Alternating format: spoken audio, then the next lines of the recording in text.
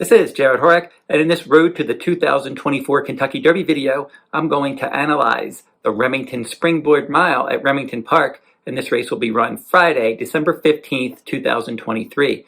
If you're interested in reading my Kentucky Derby 2024 reports, head on over to todaysracingdigest.com. Right on their front page at the top, you'll see a tab for the Kentucky Derby.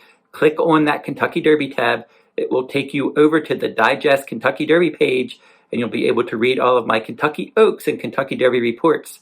I posted my first exceptional 11 Kentucky Derby contenders last week, and that includes all the points race recaps, points standings for the Kentucky Derby, and my top 11 contenders. So you can head on over to Today's Racing Digest to read that, and I also posted my first Kentucky Oaks 2024 blog over there as well. So you can read all that there, and in the description below in this video, I will provide links to those two handicapping articles. And now we will get into the analysis of this video, and I'm going to be doing the 10th race at Remington Park. And as I said, it's for Friday, December 15th, and this race has a $300,000 purse, this Remington Springboard Mile, for 2-year-olds traveling 1 mile around 2 turns on the main track. Scheduled post time is 10:28 p.m. Eastern Time, and right now we'll pull up the field, and Brad Cox trainee will start at Fidget, and Marcelino Pedroza Jr. is the rider, and this one is 8-1 morning line. My Buddy Mel will break from post 2. Danny Pish is the trainer. Jermaine Bridgemahan rides this one, 20-1 outsider. Gettysburg Address, the second Brad Cox trainee with Flavian Pratt aboard this one, 6-1. Magic Grant for trainer Eddie Milligan Jr. with Richard Aramia in the irons, 8-1. Glengarry, this one trained by Doug Anderson and ridden by Luis Saez, 7-2 morning line. Raging Torrent for Doug O'Neill, shipping in from Southern California. Antonio Fresu is the pilot. This one's well regarded at 3-1. Rhino Runner for trainer Sean Williams with Stuart Elliott aboard, 20-1. Otto the Conqueror for Steve Asmussen with Tyler Gaffalione aboard. This one's 5-2. 3rd Street rounds out the field. Sean Davis is the trainer. Jose Alvarez is the rider, and this one is 20-1. Now looking over at the far left column, you're going to see the last 3 Today's Racing Digest final time ratings, and I'm looking for a good pattern here with horses that are on the improve, and Fidget has a good pattern where he earned a 60 in the debut and then a 108 and then a 117, so he's definitely on the improve. My Buddy Mel has been up and down with an 89, then a 126, then a 119.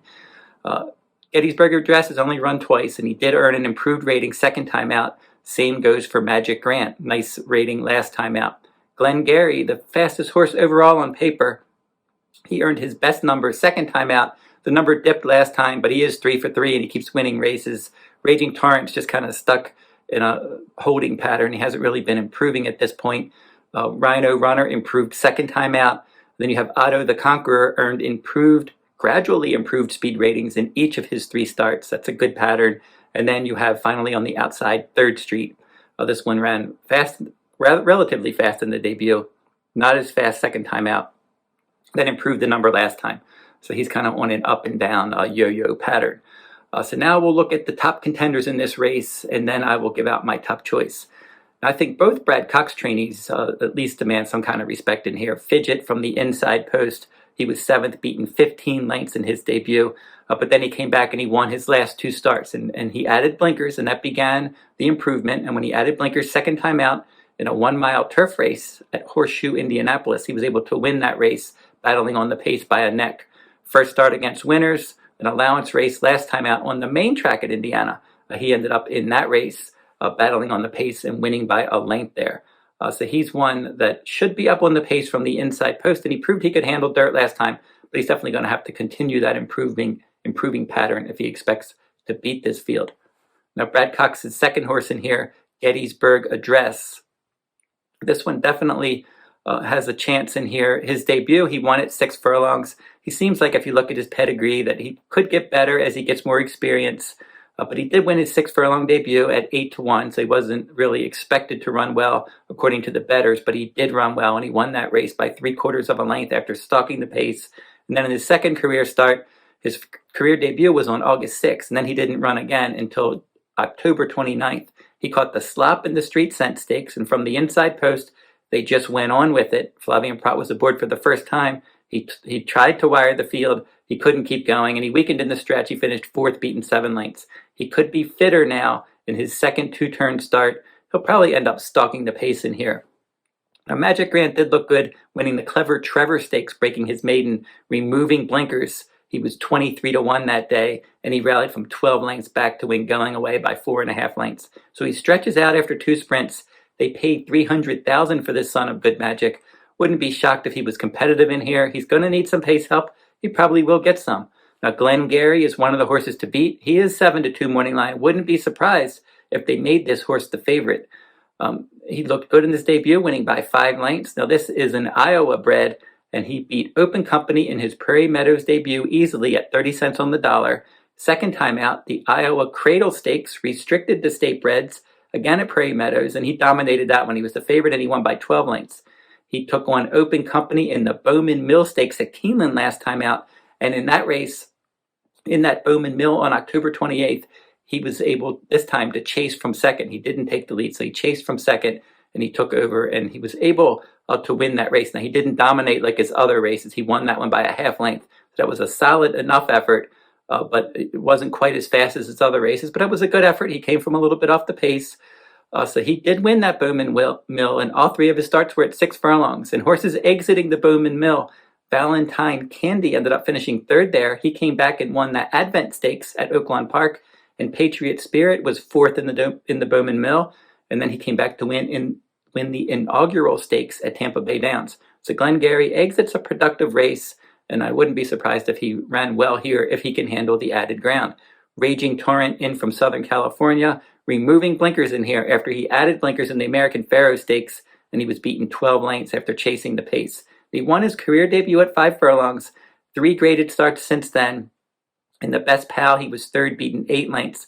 Prince of Monaco and Muth were 1-2, and then Prince of Monaco defeated him again in the Del Mar Futurity. He was 4th, beaten 6 lengths, and the American Pharoah last time, as I said, 4th, beaten 12 lengths. Now, other than his debut, he's lost ground in the stretch in his other 3 sprint races. So he won at 5 furlongs, and then he went from 6th to 7th to a mile and a 16th, lost ground in all 3 of those races, cutting back slightly, dropping in class, removing blinkers. He could be competitive in here, but I want to see him run faster, and I think he might take more money than he should. Otto the Conqueror for trainer Steve Asmussen. This one is a son of Street Sense, and he's run well in all 3 starts. They were all at 7 furlongs, and they paid $450,000 for him. He was 2nd in his career debut, and in his last 2 starts, he won both. He was the favorite second time out at Churchill, and he battled on the pace throughout, opened up, and then he held on by a neck. Showed good determination there. And then an optional claiming race in the slop last time out.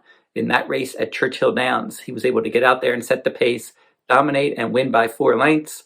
That was his best career speed rating. And then looking at the company from that last race, Honor Marie was 2nd in that race at Churchill Downs on October 29th, and that one came back to win the Grade 2 Kentucky Jockey Club Stakes. Just Steele was 3rd in that optional claimer at Churchill on the 29th. He came back to win the Ed Brown Stakes at Churchill. And then also Otto the Conqueror in his debut, Liberal Arts defeated him that day, and Liberal Arts recently won the Grade 3 Street Sense Stakes at Churchill Downs on October 29th. And Steve Asmussen, I mentioned his trainer, he's won the Springboard Mile 6 times, including Long Range Toddy in 2018 and Shoplifted in 2019. And now, finally, 3rd Street rounds out the field, and he's run 5 times with a couple wins. He won an allowance race at Remington last time out. But he's going to have to pick up his game, stretching out after 5 sprint races.